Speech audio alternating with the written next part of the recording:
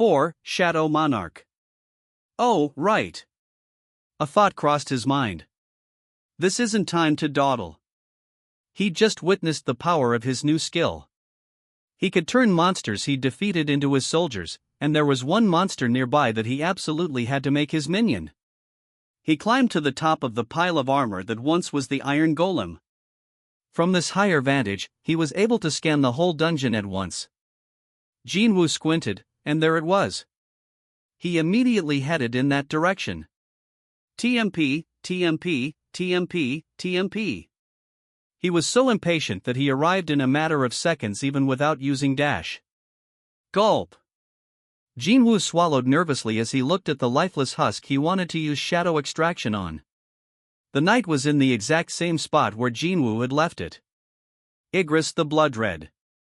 The state of the Crimson Knight embedded in the wall indicated how fierce the previous battle had been. Jin-Woo stood before Igris. Only several hours earlier, it had been a formidable enemy that had endangered Jin-Woo's life, but now it was the best raw material he could hope for. Jin-Woo was relieved to see the same vapor coming out of Igris. Shadow extraction is possible. His face lit up. Great! He knew the drill. He took a deep breath and uttered the command word. Arise. This was the trigger for activating the shadow extraction skill, but nothing happened. Jin-Woo was confused, but a chime sounded before he could try again. You have exceeded the number of shadows you may extract. To extract another shadow, you must release and return any or all shadow soldiers to the void. Shadow soldiers sent to the void may not be recalled. Ah, right, he'd seen that at the end of the skill information. Active shadow extraction, 30-30, the maximum number of shadows he could extract was 30, which meant his current army stood at 30. Jin-Woo turned around. The shadow soldiers had followed him and were now standing at attention. When did they follow me? They moved as silently as shadows, which was fitting, given what they were. Getting back to the point, in order to extract Igris's shadow, the system said he had to release one of them. But he felt bad about getting rid of any of his soldiers. Even though he'd known them for only a few minutes, he was already attached to them. Jin-Woo reluctantly scanned his troops. Each time his eyes focused on one, its name and level appeared. Shadow Infantry LV.1, regular rank, Shadow Infantry LV.1, regular rank. They all had the same name and level. Their origins are identical, so... And then he came across three that stood out from the infantry in the back of the group. Those are... Unlike the infantry, this trio wore robes. Shadow Mage LV.1, elite rank A.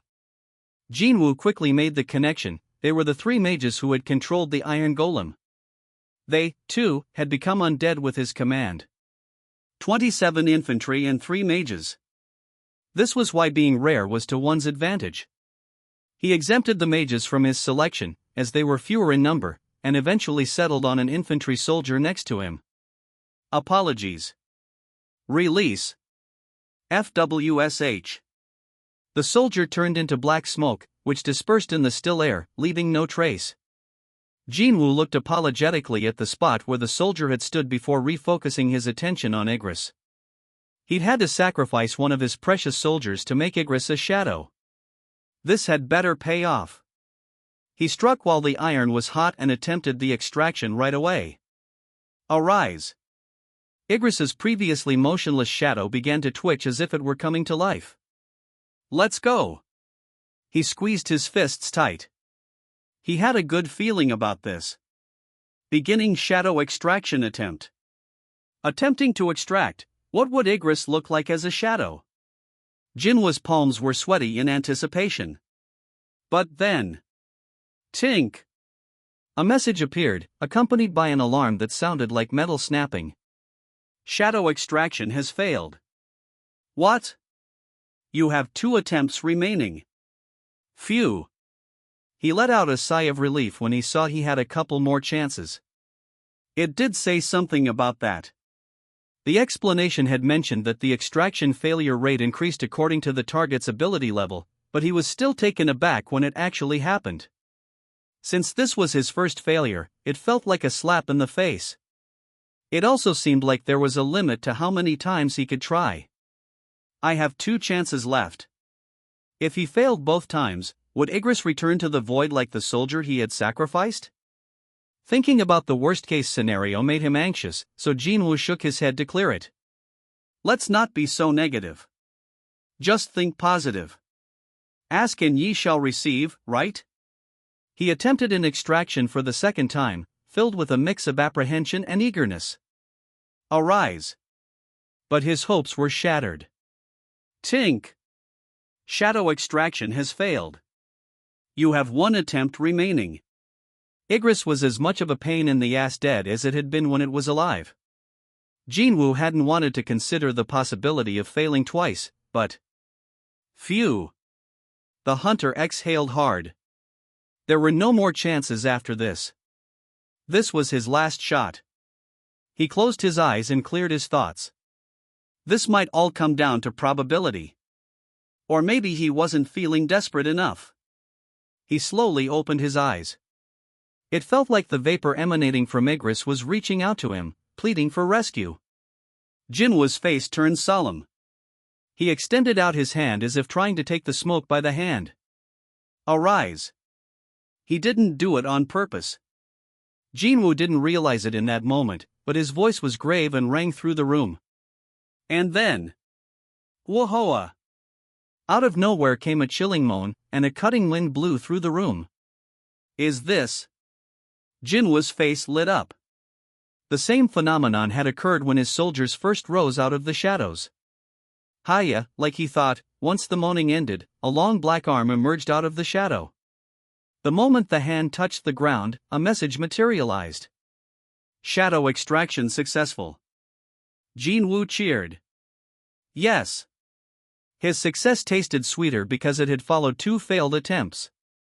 And there was even more good news. The voice of the Shadow Monarch has awakened the dead's fighting spirit. Shadow enhancement successful. The shadow will start with a base level of 7. Enhancement successful? A soldier's base level could be higher than 1? Jin-Woo was in disbelief.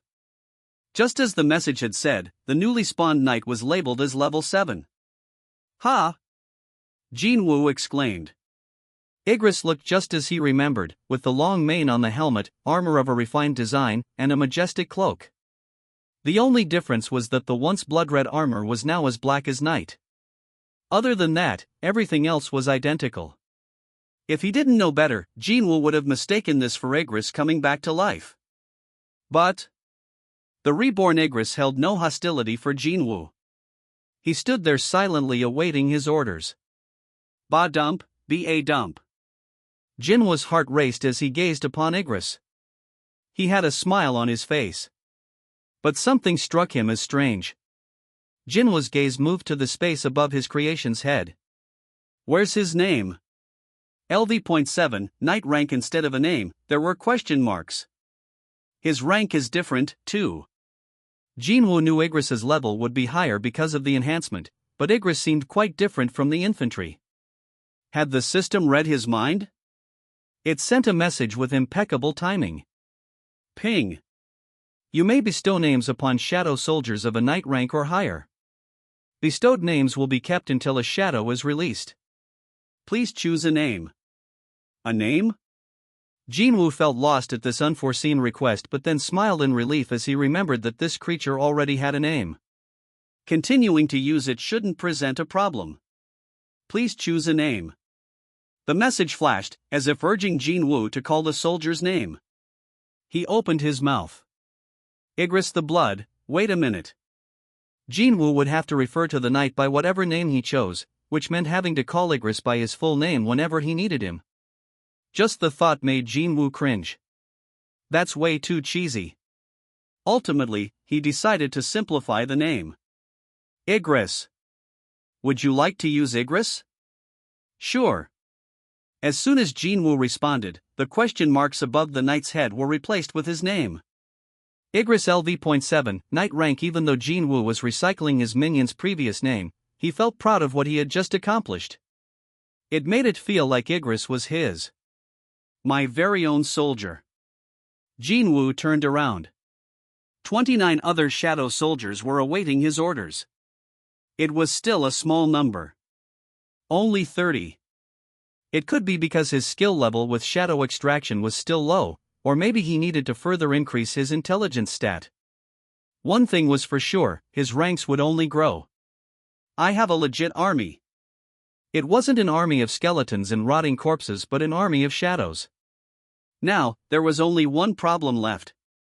How was he supposed to go anywhere with these guys? The thought gave Jin-Woo a major headache. It doesn't matter whether they're skeletons or shadows. Jin-Woo would definitely attract attention walking down the street with them. Not only that, but this was beyond the capabilities of an awakened being. He would be under constant scrutiny, or worse, they might demand he disband his army. Jin-Woo, the head of the Hunters Association's surveillance team. Tough-looking people like him would come around every day causing a fuss. Jin-Woo felt frustrated just imagining it. That was probably why the other skill existed. Skills. Jin-Woo called up the skills window. Job exclusive skills, active skill, shadow extraction LV.1, shadow storage LV.1, shadow storage, the skill he had skimmed past before. It was clear from the name that this would be exactly what he needed. Skill, shadow storage LV.1, job exclusive skill. No mana required. Shadow soldiers can be stored by absorbing them into the caster's shadow. Stored soldiers can be summoned or reabsorbed at any time. Number of shadows stored, 0/20. I knew it. Jin-Woo nodded. He'd guessed the skill's function would be storage because it had been in the name. But there was one thing he couldn't have foreseen. The problem is how many I can store. The maximum number of shadows he could store was less than the number of shadows he could currently create. He had raised 30 of them, but he could only store 20. That meant he had to get rid of 10 more. That sucks. The pain is the same no matter which of their own 10 fingers someone chooses to bite. It was painful enough getting rid of one, but now he had to choose 10. Jin-Woo's heart was heavy just looking at the soldiers. Naturally, Igris with his knight rank was exempt. The 3 unique mage soldiers were also safe. The most disposable minions were those in the infantry.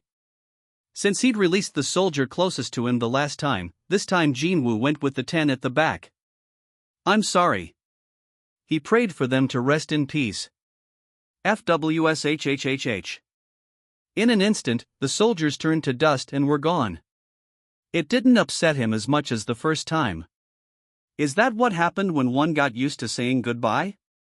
In any case, Jin-Woo took one last look at his remaining ranks before activating shadow storage.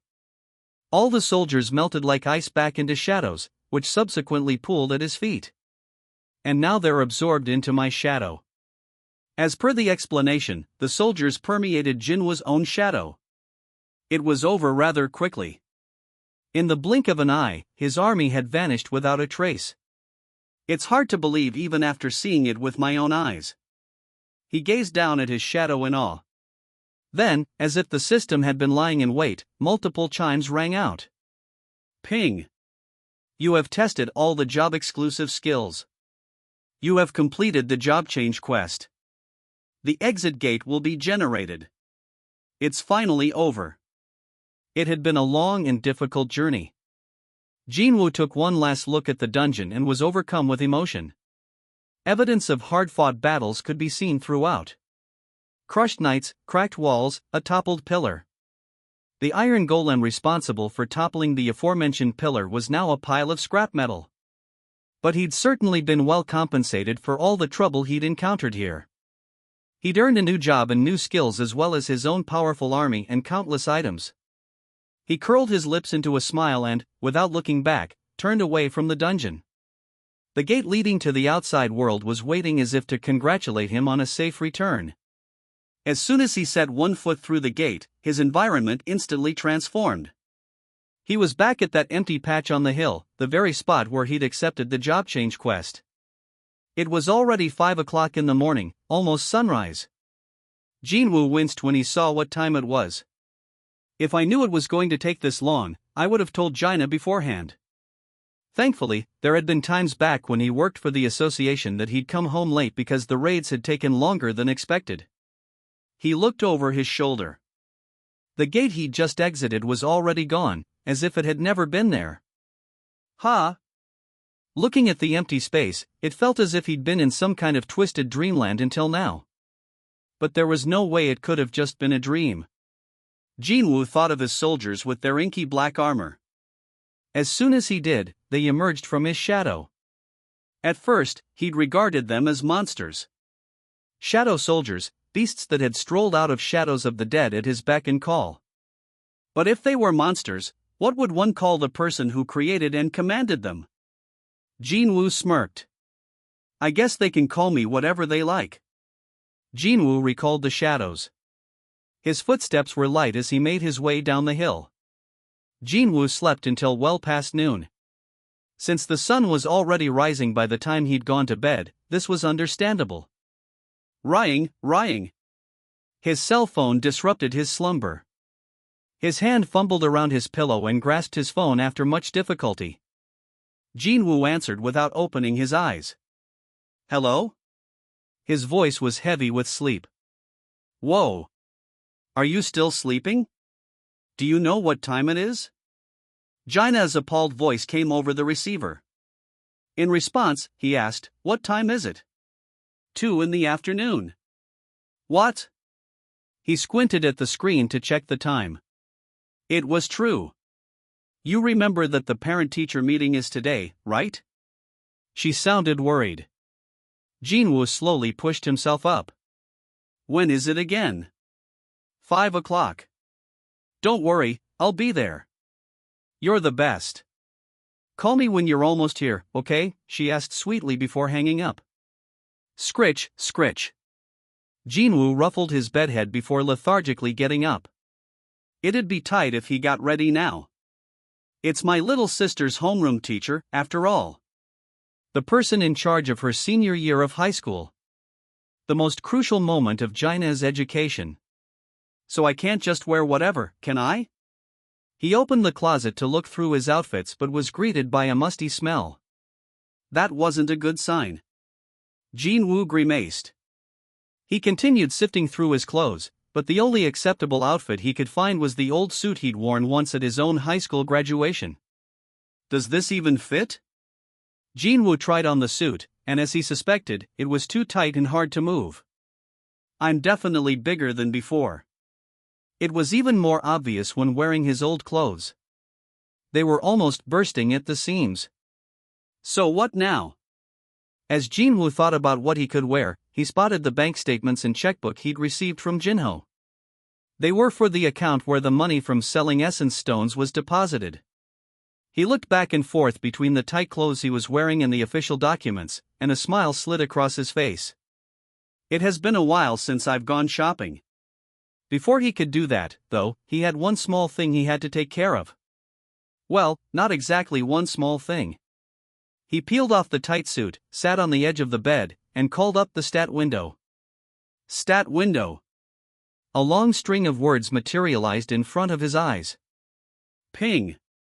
Name, Jin-Woo Sung, Job, Shadow Monarch, HP, 11,035, Fatigue, 0, Level, 51, Title, Wolf Assassin, and one other, MP, 1022, Stats, Strength, Stamina, Agility, Intelligence, Perception, Available Ability Points, 10, Physical Damage reduced by 46%, Skills, Passive Skill, Unknown, LV Max, Willpower LV.1, Advanced Dagger Wielding LV.1 Active Skill, Dash LV.2, Murderous Intent LV.1, Fatal Strike LV.1, Dagger Throw LV.1, Stealth LV.1, Job Exclusive Skills, Active Skill, Shadow. Extraction LV.1, Shadow Storage LV.1, Item Equipped, Crimson Knight's Helmet, S, Warden's Collar, A, High-Rank Knight's Chestplate, B, High-Rank Knight's Gauntlets, B, High-Rank Mage's Ring, B, Mid-Rank Assassin's Boots, C, Ha. Jin-Woo stuck his tongue between his teeth upon seeing the endless list on the info screen. It wasn't that long ago when it was pretty bare. That had been the case once upon a time, but now, his head spun looking at just his skills and the items lists. What stood out most, though, was his job. Job, Shadow Monarch. Just yesterday, it had read none, and if he was being honest, seeing that used to bother him every time he opened the stat window. It bothered him because the word before it was job. Even though that wasn't exactly the case, in a lot of people's eyes, hunters were basically the same as deadbeats when there weren't any raids. How could it not bother him to see that he had no job every time he opened the info screen? A deer that's surprised when it sees an elk will be surprised when it sees its own reflection, and Jin-Woo couldn't help the twinge she felt every time he saw the job status. Even though he knew it didn't mean that he was unemployed, it still bothered him. But from this day on, it would no longer be an issue. Ha ha! Jin-Woo laughed in spite of himself. I suppose I'm being too hard on myself. If he had raked in the money like other hunters, he wouldn't have cared less what other people thought of him when he wasn't on raids. But that hadn't been a possibility for him. He couldn't confidently admit to others that he was a hunter because he was an E-ranker who could barely defend his own life. I'm an E-rank hunter. Whenever he said that, people with common knowledge about hunters would praise him for doing dangerous work but poke fun at his rank behind his back. That was what had made him so self-conscious whenever he looked at his stats. But he had a job now, or, rather, a specialty. Being a hunter was still his job, so it would be more accurate to say that being a shadow monarch was his specialty. Even though it wasn't the path I'd hoped for. Still, he had no regrets. In fact, he was very satisfied with how things had turned out. If he wasn't in his room, he would have summoned Igris and the other shadow soldiers this very moment.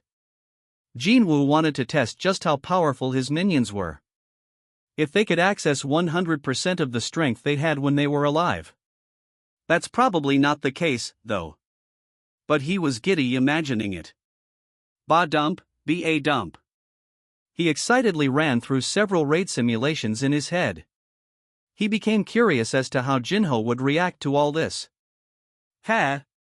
He chortled as he imagined Jin-Ho standing wide-eyed with his mouth agape. Wait, what if? He could restore the dead, but maybe he wasn't limited to monsters and magic beasts. Can I extract shadows from dead hunters?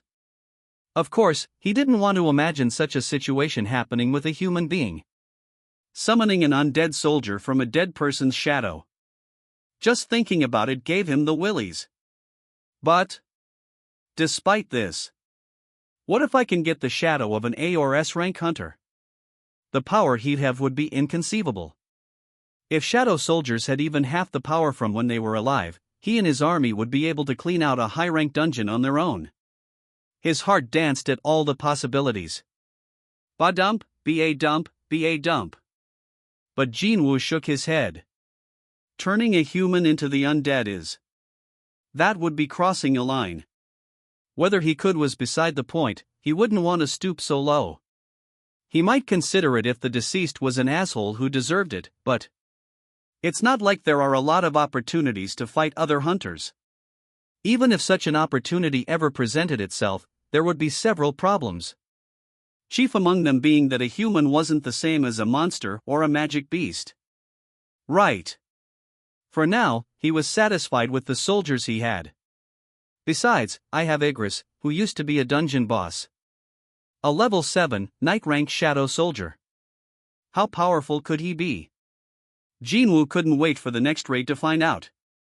Happily, he looked back down at the window, and his gaze drifted to something else. Title, Wolf Assassin, and one other, there's one more? Ah, yes. He remembered receiving a second as a reward for completing the job change quest. Jin-Woo checked the hidden title. Title, The One Who Overcame Adversity, a title given to those who have gloriously overcome adversity. Stat values will increase proportionally as HP is lost, 1% increase per 1% loss. Awesome! This was an amazing buff that would increase his abilities as his health decreased. Wolf Assassin, with its 40% buff against animal-type monsters, made for a great title, too, but it had its limitations, making it difficult to get any use. If I'm not facing off against animal-type magic beasts, it's basically like I have no title. But now he'd acquired a new title with a handy buff that also complemented the passive skill willpower very well. Without further ado, Jin-Woo switched his title. Title, The One Who Overcame Adversity, and one other. The title he wasn't using would be hidden, but he could change it back as needed. Next up, my stats. He'd received 3 rewards for exceeding the achievement threshold. The first had been an upgrade to a higher class, and the second had been the title. The last was a stat boost. Stats: strength, stamina, agility, intelligence, perception, available ability points, 10, physical damage reduced by 46%. He had 10 points to distribute. In the past, he would have allocated them to agility or perception, but the situation changed. Instead, Jin-Woo invested all 10 points in intelligence. Even so, his intelligence was still only a measly 80 points. Ping. Stats: strength, stamina, 91, agility, 111, intelligence, perception, available ability points, 0, physical damage reduced by 46% when compared to strength or agility. His intelligence was really lacking.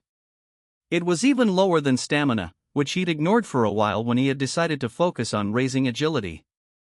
Clearly, Jin-Woo had severely underestimated the importance of the intelligence stat. I had no idea I would be using magic.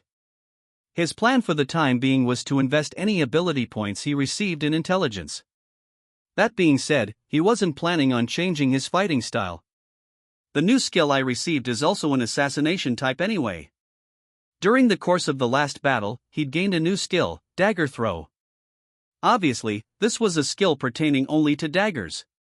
Skill: dagger throw LV.1, active skill.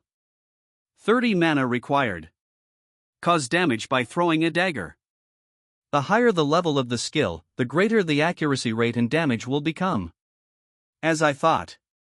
Jin-Woo had always been a brawler. He couldn't change his fundamentals just because of a new job or skills. His daggers would still be his primary method of attack, and his shadow skills would be his backup. At least until I get my intelligence up enough. He was armed with excellent fighting capabilities and an assisting army to support him. His overall plans hadn't changed despite the job change quest. What I didn't expect was the shadow soldiers seemed like they'd be more useful than he'd originally thought. He would never have predicted that a boss creature would be one of them. Still, it'd be a waste of experience and training to switch up his dagger skills for his new shadow skills. And he'd just bought Night Killer, too. If I'd known I'd become a mage hunter, I would have bought a magic wand or something from the shop. But then he probably would have been overwhelmed by the knights and failed the job change quest. Now that he'd checked all the changes, Jin-Woo closed out the stat window. Wait, what time is it?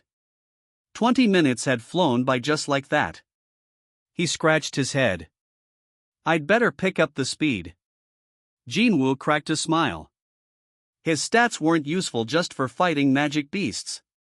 When he focused, time slowed down. Or, to be exact, Jin-Woo got faster. He opened the door and left the room, went to the bathroom, and showered, dried off, picked an outfit, and stood in front of the mirror. That took him all of 3 minutes. He could have moved even faster, but he held back so as not to wreck his old, run-down apartment. My hair isn't completely dry yet, but he'd saved 20 minutes, so it'd dry in time. He decided to head out. Jin-Woo was walking out of the room when he spotted something and paused. His house key was on his desk. In the past, he would have been annoyed as he went back to grab the key. Now, instead of walking back, he simply extended his hand in its direction. When else would I use it if not now? Ruler's hand. The key inched slowly toward him at first but soon flew into Jin-Woo's palm like it was being drawn to a strong magnet. SHHHP. Jin-Woo grinned as he caught the key. With that, Jin-Woo, who had finished getting ready to leave in a matter of minutes, started whistling as he closed the door behind him. Jin-Woo first stopped at the bank. He was curious how much money he'd saved up from selling essence stones. Although I'd been too busy to come. As the squad leader, Jin-Ho was the one in charge of the essence stones. He had told Jin-Woo that he sold the essence stones as soon as the raids were done for the day and deposited the money into the account. He never mentioned in detail how much money there was. He goes on and on about anything and everything except finances. Jin-Ho didn't seem to have much interest in the topic. Maybe because he'd grown up rich and around money, it was the furthest thing from his mind.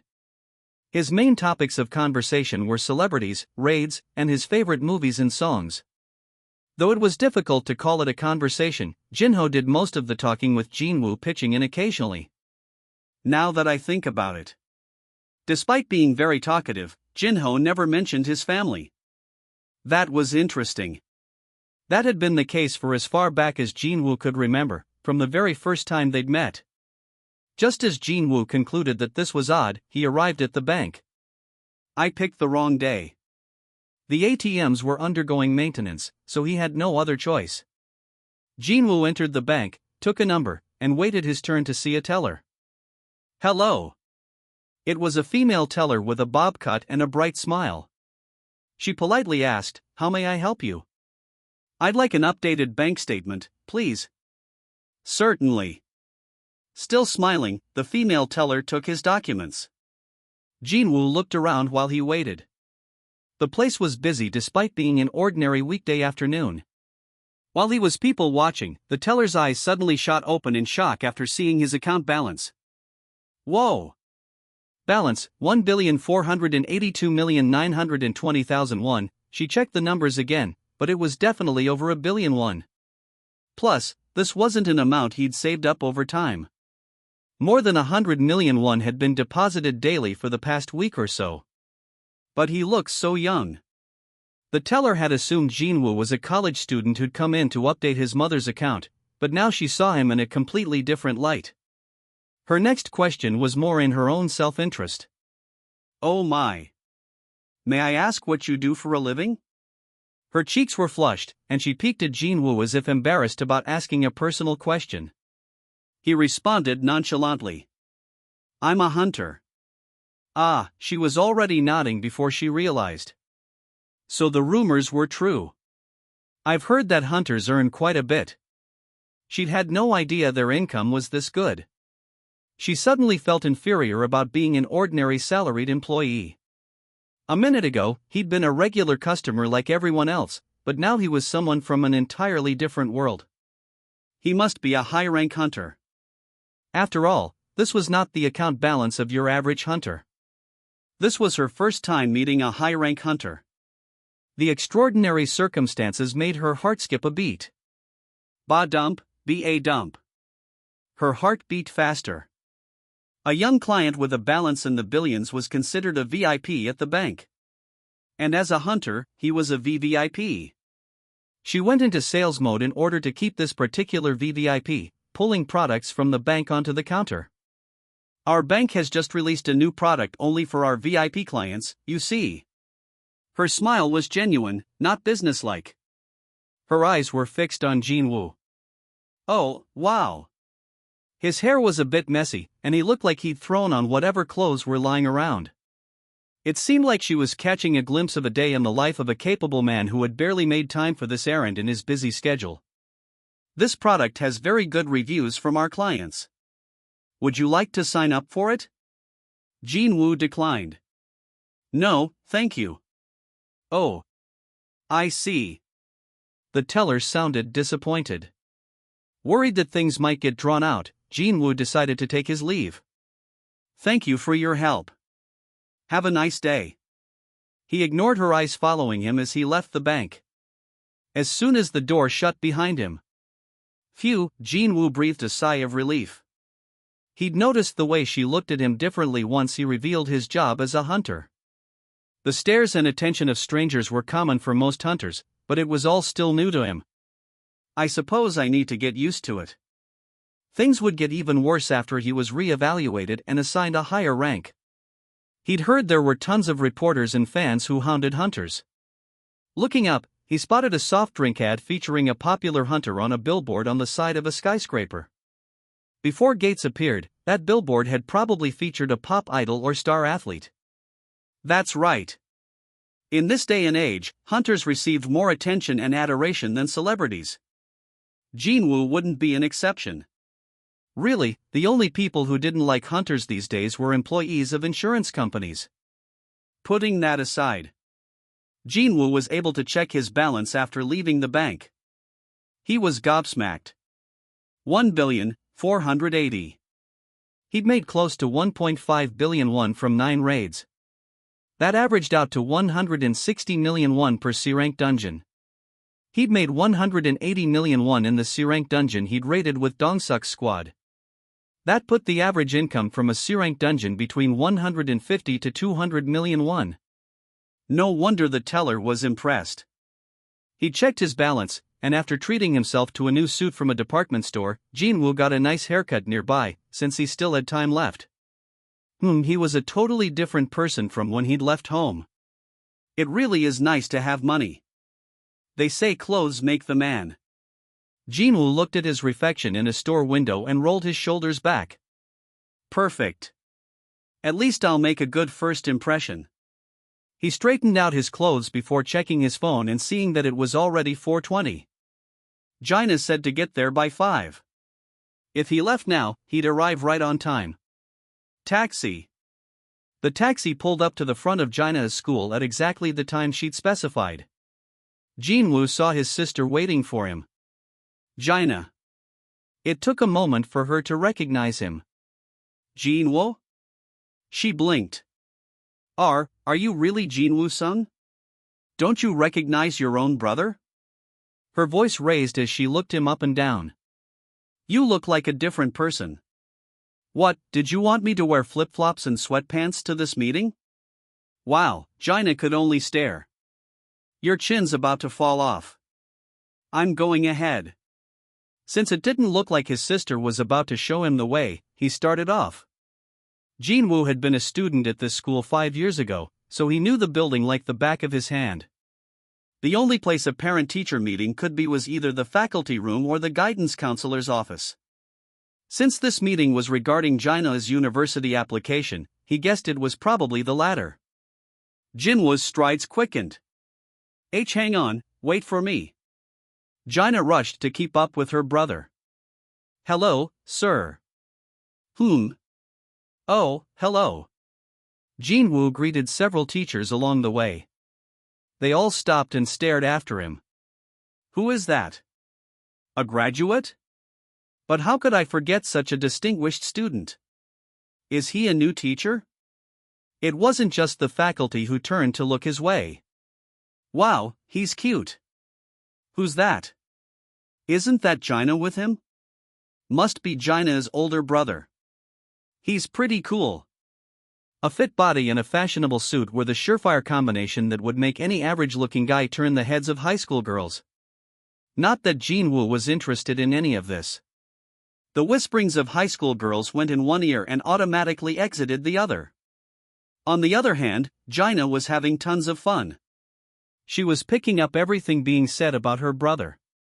As soon as she caught up to him, she elbowed him in the side. Hey, you're quite popular. He ignored her ribbing. You don't have a girlfriend, right? He continued to ignore her. Want me to introduce you to a cute high school girl? This time, Jin-Woo coolly reached over and pinched her cheek. Stop being silly. Why yes sir. As soon as Jin-Woo let go, she protested while rubbing her sore cheek. It's so obvious you're enjoying the attention, though. They were still bickering when they arrived at the guidance counselor's office. Gina, who had taken the lead at some point, spun around to face him. We're here. Jin-Woo moved to enter but stopped when Gina didn't follow. You coming? It's a parent-teacher only meeting. I have to head back now. Ah. Jin-Woo remembered having a similar conference during his own senior year. Only then, he hadn't been able to invite anyone to his meeting. That was when Mom's condition started getting more and more serious.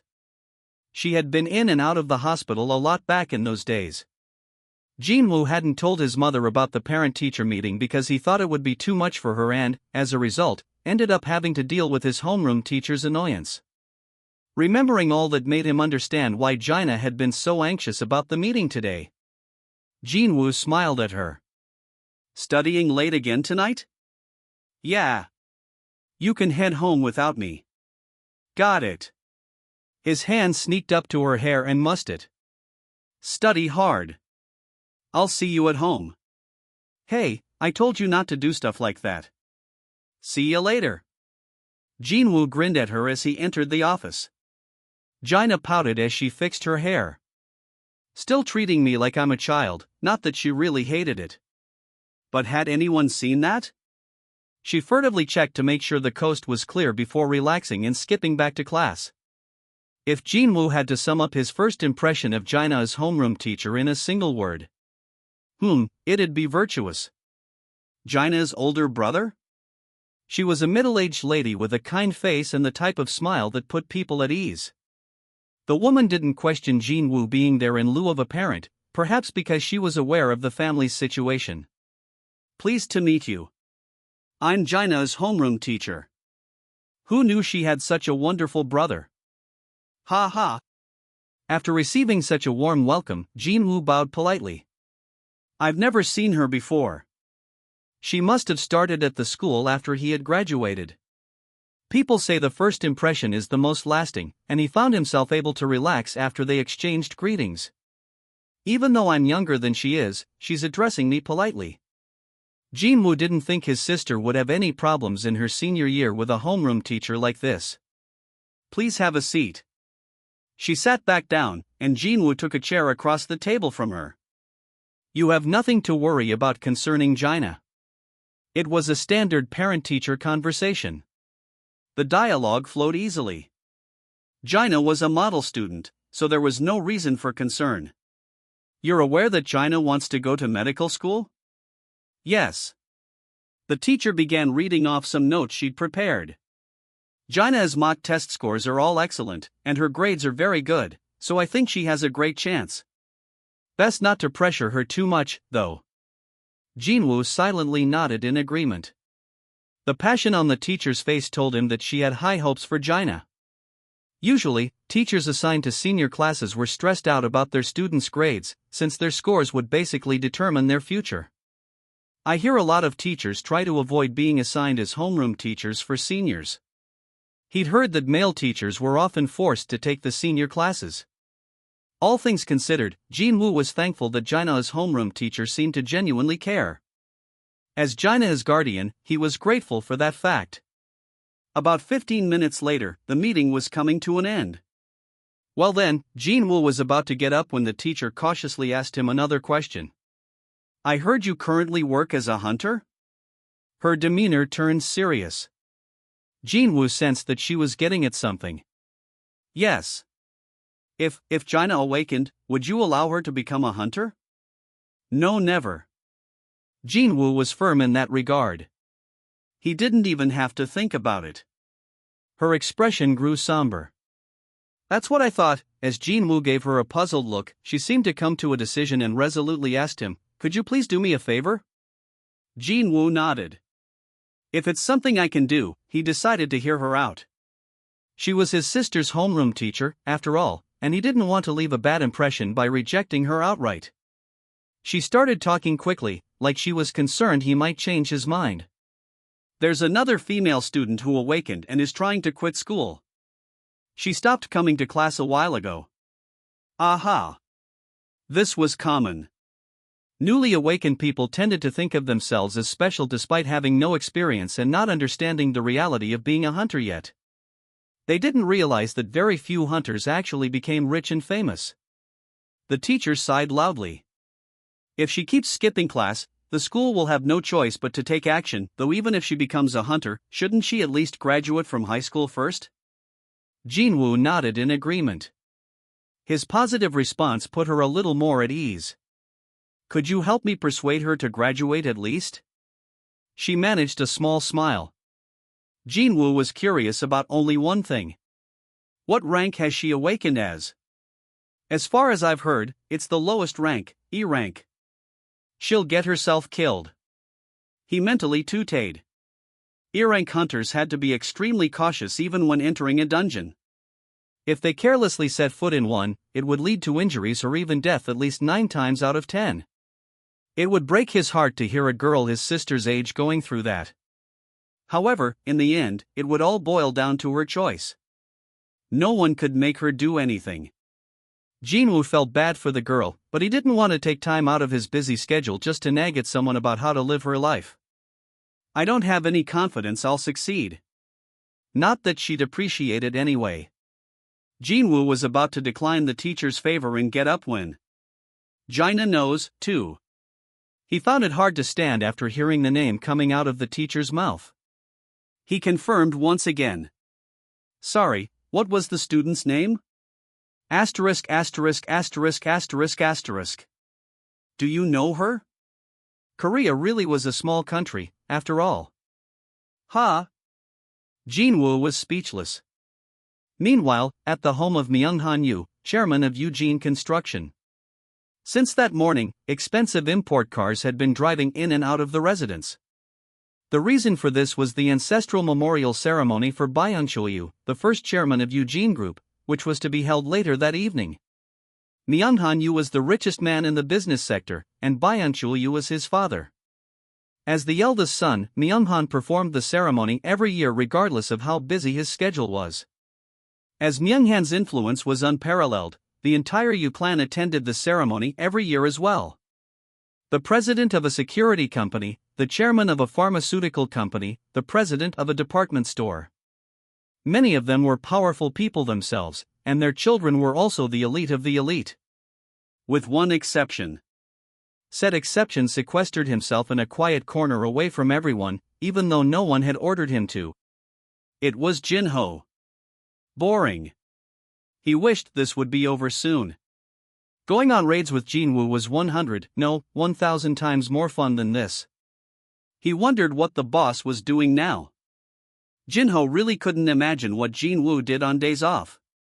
And thus, Jin-ho sat in his corner where no one could see him, nursing a drink and pondering pointless things.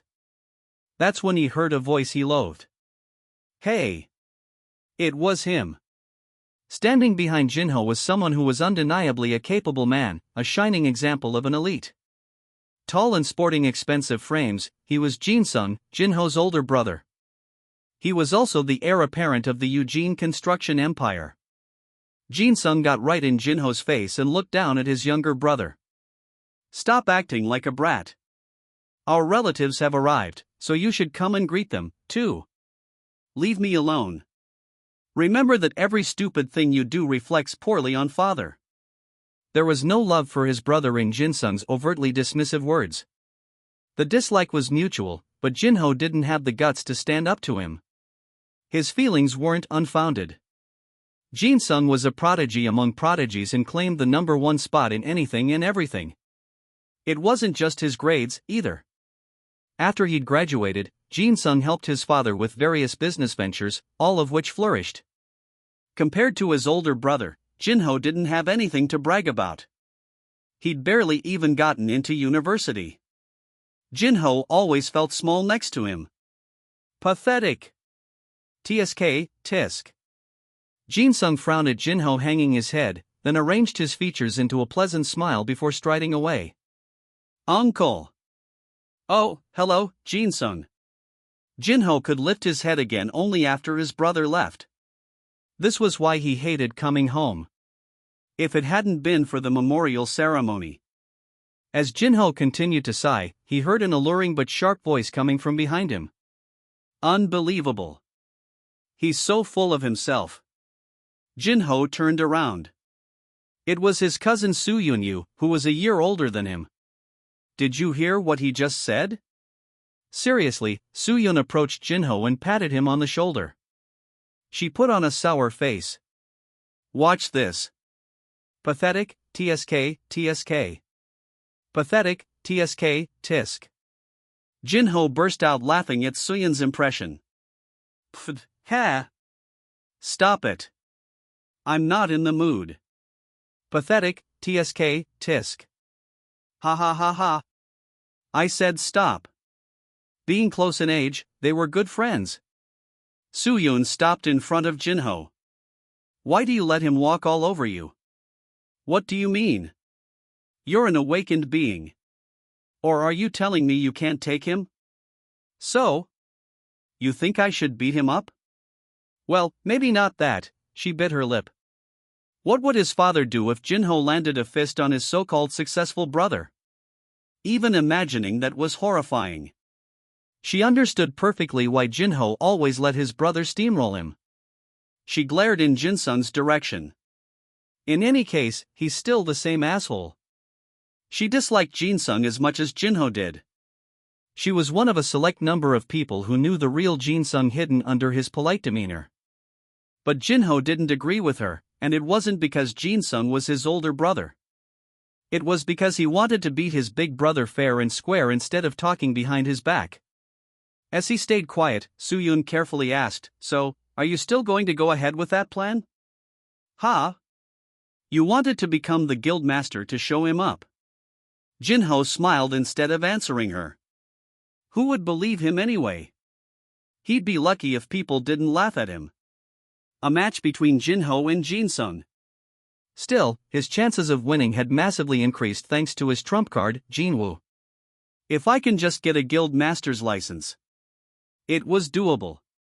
Yes, he could do this. Soo-yoon saw the determination in his eyes and put her hands on her hips before saying firmly, "I'd rather die than work under that jerk. I don't want to fight with your father, so you'd better do this." "Thanks." That was how Soo-yoon cheered him on. She was a former child actor who had awakened as an A-rank hunter.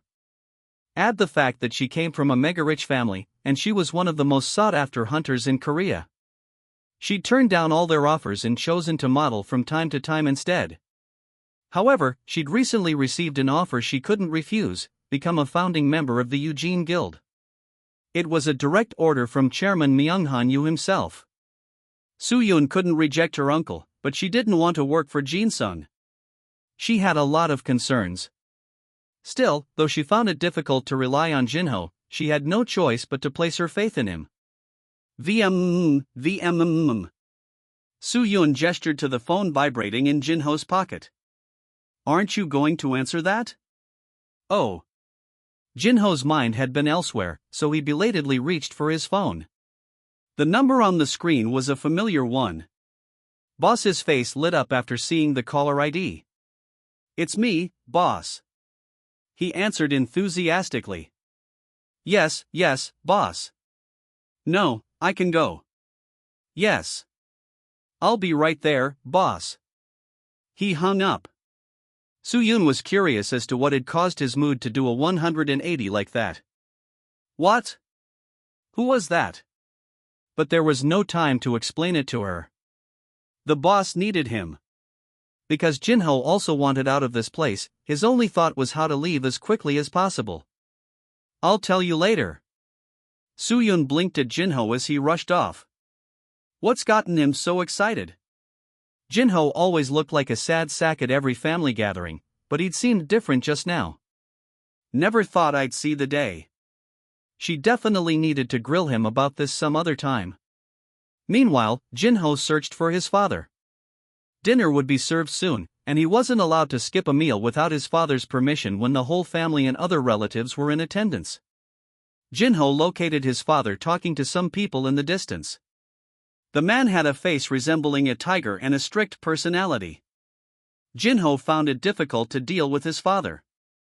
"I haven't even talked to him yet, but..." He was already nervous, but he needed to be brave. "Because I promised." Jin-ho took 2 deep breaths and walked toward his father. He felt like turning back several times along the way but forced himself to keep walking. Finally, he arrived in front of the chairman. "Father, the way they interacted, you wouldn't know they were father and son." Myung-han moved his gaze to Jin-ho. "What is it?" The tense atmosphere compelled everyone nearby to scatter. "May I be excused for a bit?" Jin-ho's voice was especially meek when he talked to his father. "I'll be back before dinner." Myung-han looked like he might cause a scene, but instead, he heaved a deep sigh and reluctantly gave his permission. "Go on, then." Jin-ho brightened and bowed. "Thank you, father." Then he was off like a bullet. Stone-faced, Myung-han was watching his son leave when his wife approached. "Honey, I got a phone call from Vienna." He'd been waiting on this news. Myung-han's face finally showed some interest. What was the result of the competition? She won. No wonder, given that she's your daughter. His smile was so brief that someone watching him would have thought they were seeing things. When is she coming back to Korea? She's so busy this semester that she can only make it back during the break. Myung-han frowned. I clearly told her to be here for her grandfather's memorial ceremony. Oh, honey. Young people nowadays don't think memorial ceremonies are important. Tisk, tisk. His wife straightened the chairman's tie and spoke tenderly to him. And, dear, how about paying Jin-Ho some attention? This again. A tiger must care for a tiger cub, not a kitten. Both the tiger cub and the kitten came from me. And they're your children as well. Do you know that was the first time I've seen Jin-Ho smile in your presence since he graduated from middle school? Was that right? Myung-han perked up and fixed his gaze in the direction Jin-Ho had departed, but even that was brief. He answered flippantly. Maybe he has a girlfriend. In any case, everyone is waiting for us. We should head inside. At the Hunters Association headquarters in Gyeonggu, Seoul, an employee inspecting devices stopped in front of a small manometer. Ha! What's wrong with this? The number, which should have been fixed at 0, kept fluctuating. It looked like the device was malfunctioning, but that was nothing unusual. It was delicate equipment, known to break often. Kim. Yes, sir. The subordinate he'd summoned came up to him. How many gates were checked with this manometer? Which serial number, sir? N1744B. Kim nodded as he checked the records. It was used for 7 gates 2 days ago. 2 days ago? Let me see. It was true. 2 days ago, 7 gates had been measured with this particular manometer, and 4 of those had now been closed. Were there any problems with the gates? No, I haven't heard anything. Really? The employee scratched his stubbled chin. Whenever there was an error with a manometer, rate permits for the gates it had been measured with were cancelled right away for obvious reasons. What would happen if hunters entered a gate thinking it was SC rank when it was an A or B in actuality? They wouldn't be able to return safely. High-rank dungeons were that dangerous. It was similar to the difference in power between a high-rank hunter and a low-rank. That was why the larger guilds handled all the high-rank dungeons. Should I report this now? Reporting a problem was easy. Not only would there be complaints from the strike squads that would lose their permits, but he would also be blamed if re-evaluating the dungeons took too long and there was a dungeon break. Either way, he might get fired. And after all, I did get a job in the association. The Hunters Association was regarded as a public enterprise. To work there, you had to get a certain score on the civil service examination. He felt helpless just thinking about losing his job. That can't happen. He shook his head. It was also pretty clear to the subordinate what he was torn about. He cautiously asked, then, what should we do? It had been 2 days. If there was a problem, surely something would have happened by now? It should be fine. Is that okay? You think anything would happen? It's already been a couple of days. I guess so. The underling nodded in agreement. Just report that N1744B was fine until yesterday and note that it started malfunctioning today. Understood. Sang-min, the department manager of the 2nd administration team of the White Tiger Guild. His back cracked as he straightened up from chopping green onions. Crick. Off. Today's menu was soybean paste stew. He had mastered many dishes as a single man living on his own for 8 years. The turning point had been 5 years ago. He'd noticed how awful he looked from eating instant food all the time. He decided to learn how to cook for his own good and was now able to whip up any dish even after seeing it only briefly on TV. However, as mastery involved a return to simplicity and as his skills improved, he found himself mostly making simple dishes like soybean paste stew. That's the stuff. Sang-min tasted the dish and was impressed by his own cooking. Too bad he had no one to share it with. It really was a tragedy. Should I invite someone over for dinner sometime? The face of one of his subordinates popped into his head, but he waved it off. As tired as Sang-min was of being called an old bachelor, he didn't want people getting the wrong idea from him inviting a male subordinate over for dinner. Speaking of, I wonder how Kitchel's doing with that task. Kitchell was a smart guy who listened well, but he could also be somewhat clumsy. Man, I have to stop thinking about work at home. It was time to eat. Sang-min hummed as he placed the soybean paste stew on the table in his living room. It was normal for him to eat alone while watching TV. The dining table was too big and lonesome to use by himself. Beep. He pressed the remote control as he took a seat. The news was on. We've just received breaking news. One of the few good things about being single was that he didn't have to fight anyone over what to watch.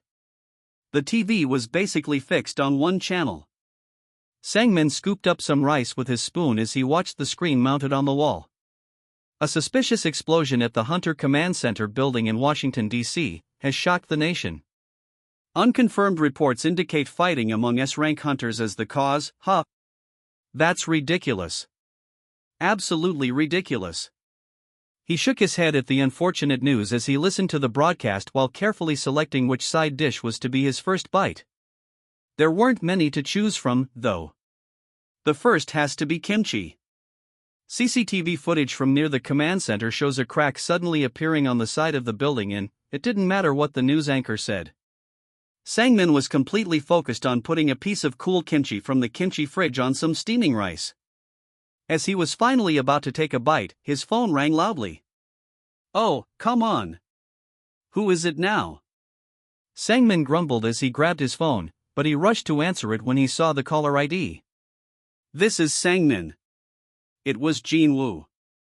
Sang-min was happy to answer the call, but his expression slowly changed to bewilderment as he processed what Jin-Woo was asking. Excuse me? You want to watch the training of the new recruits?